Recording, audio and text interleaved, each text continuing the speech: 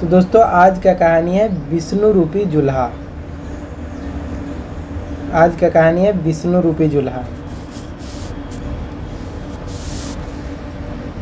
किसी नगर में एक बढ़ई और एक जुल्हा रहते थे जो परस्पर घनिष्ठ मित्र थे। उसकी मित्रता बाल्यकाल से चली आ रही थी। एक बार नगर के एक मंदिर में देव दर्शन के लिए मेला लगा। उस मेले में देश देशांतरों से दर्शनार्थी आए और उनके साथ जीविका हेतु धन कमाने के लिए नट नर्तक गायक आदि भी आए। जुल्हा और बढ़ई मेले में भ्रमण कर रहे थे। उन्होंने एक हथनी पर सवार सर्वांगी सुंदरी राजकन्या को देखा। राजकन्या का रूप देख करके जुल्हा मंत्र मुग्ध सा हो गया। वह उसकी ओर एकटक निहारता रहा। उसकी सुंदरता देख करके वह मूर्छित हो गया, भूमि पर गिर पड़ा। उसका मित्र यह देख करके बहुत दुखी हुआ। वह किसी प्रकार उसका वहाँ से उठा करके अपने घर ले गया। घर ला करके उसने उसका उपचार करवाया, जिसके कारण वह किसी प्रकार स्वस्थ हो गया। तब बढ़ई ने उससे पूछा कि तुम्हें सहसा क्या हो गया था कि तुम मूर्छित हो गए। तुम्हें सहसा क्या हो गया कि तुम मूर्छित हो गए थे। बढ़ई के प्रश्न के उत्तर वह जुल्हे ने अपनी मनोव्यथा बता दी, किंतु साथ ही उसने यह भी बता दिया कि राजकन्या उसकी पहुंच से बाहर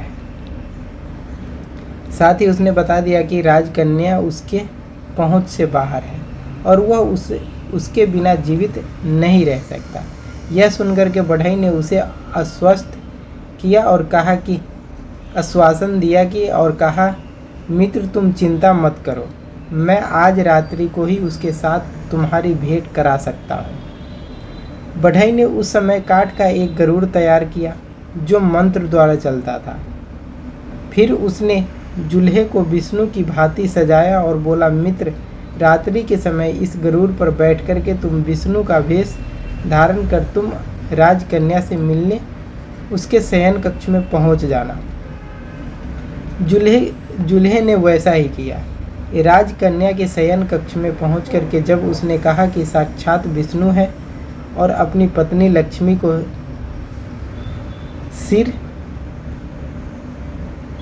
क्षीर सागर में छोड़ करके उससे मिलने के लिए आया है, तो राजकन्या ने कहा, पर मैं तो मनुष्य हूँ देव, और तुम देव, भगवान के साथ मेरा कैसा संबंध। बात बिगड़ते देख करके जुल्हे ने कहा, रूपवती तुम नहीं जानती कि तुम राधा नाम की मेरी उस समय की प्रेमिका हो जब मैं कृष्ण का अवतार लिया था।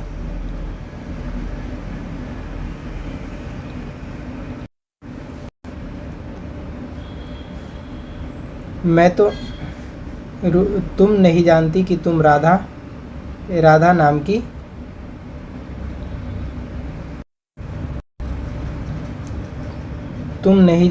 तुम राधा नाम की मेरी उस समय की प्रेमिका हो जब मैं कृष्ण का अवतार लिया था, और तुमने इस राजकुल में जन्म लिया है। मैं तुमसे मिलने के लिए यहीं चला आया हूँ।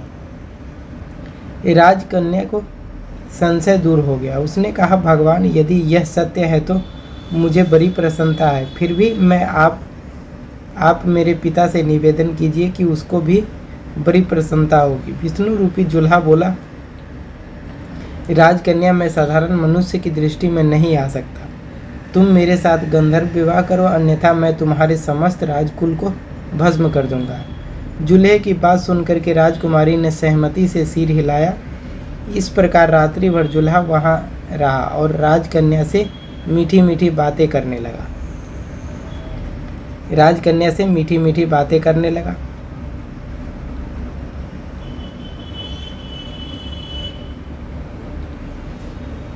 उस दिन से वह राजकन्या के साथ आनंद का समय व्यतीत करता रहा। राजकन्या का व्यवहार इससे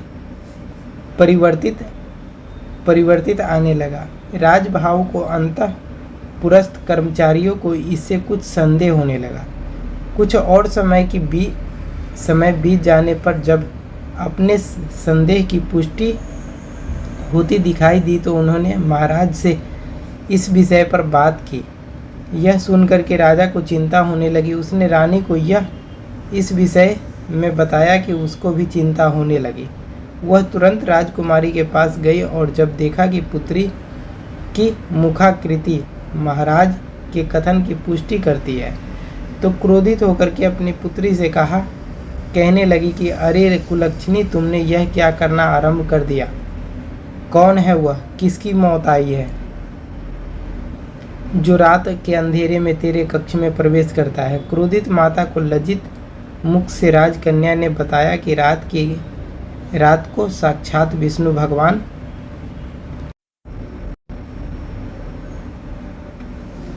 क्रोधित माता को लज्जित मुख से राजकन्या ने बताया कि रात के साक्षात विष्णु भगवान उसके शयन कक्ष में आते हैं। यदि उसको विश्वास न हो तो वह खिड़की से रात्रि के समय उनको देख सकती है, किंतु केवल छिप करके। रानी को अपनी कन्या की यह बात का विश्वास हो गया और संतुष्ट होकर के राजा के पास लौट गई। राजा ने जब यह सुना तो उसे बहुत आश्चर्य हुआ। रात्रि के साक्षात विष्णु भगवान की दर्शन की उत्सुकता में राजा रानी बहुत बेचैन हो गई। जैसे तैसे करके रात आई तो भोजन आदि का निर्वित होकर के राजा ने रानी को अपने बेटी के शयन कक्ष की खिड़की के निकट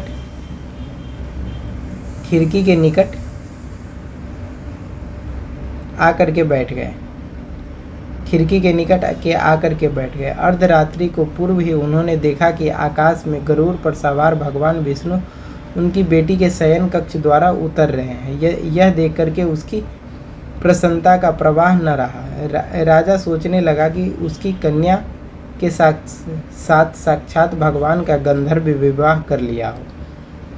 इससे बढ़कर के कली काल में और कौन भाग्यशाली हो सकता है। इतना विचार करते ही राजा घमंड होने लगा और उसने निरंकुश रूप से शासन चलाना आरंभ कर दिया। सीमावर्ती राजाओं ने देखा कि राजा का मनमानी बढ़ती जा रही है तो उन्होंने मिलकर के उस पर आक्रमण कर दिया। शत्रुओं द्वारा आक्रमण की बात जब राजा ने सुना तो उसे कोई विशेष चिंता न हुई। उसने रानी को से कहा, अपनी पुत्री से कहो कि भगवान विष्णु से कहे कि इस युद्ध में हमारी सहायता करे। रानी अपनी पुत्री के पास गई और बोली, बेटी, तुम्हारी जैसी कन्या का भगवान विष्णु जैसा जमाता होते हुए हम पर शत्रु राजा आक्रमण कर रहे हैं। तुम आज रात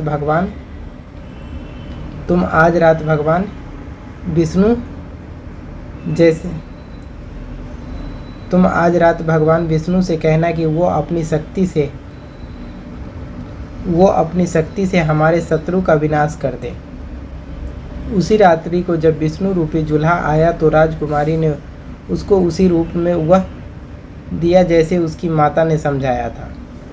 विष्णु रूपी जुल्हे ने राजकन्या के सांत्वना देते हुए कहा कि सुबह के शत्रु का संपूर्ण रूप से नष्ट करने के बाद ही अब मैं अन्न जल ग्रहण करूँगा। तुम जाकर के अपने पिता से कह दो कि प्रातः काल होते ही विशाल सेना के साथ शत्रु से जाकर के युद्ध करें। आकाश में रह करके वह समस्त शत्रुओं को निस्तेज कर देगा। जुल्हे के ऐसे वचन सुन करके राजपुत्री ने जाकर के सारा वृतांत अपने पिता को सुना दिया। पुत्री की बात सुनकर के राजा बहुत प्रभावित हुए और प्रातः होते ही अपनी विशाल सेना को लेकर के शत्रु से युद्ध करने के लिए निकल पड़ा। उधर जुल्हा भी मरने के निश्चय करके अपना चक्र लेकर के गरुड़ पर चढ़ करके आकाश मार्ग से यह युद्ध करने के लिए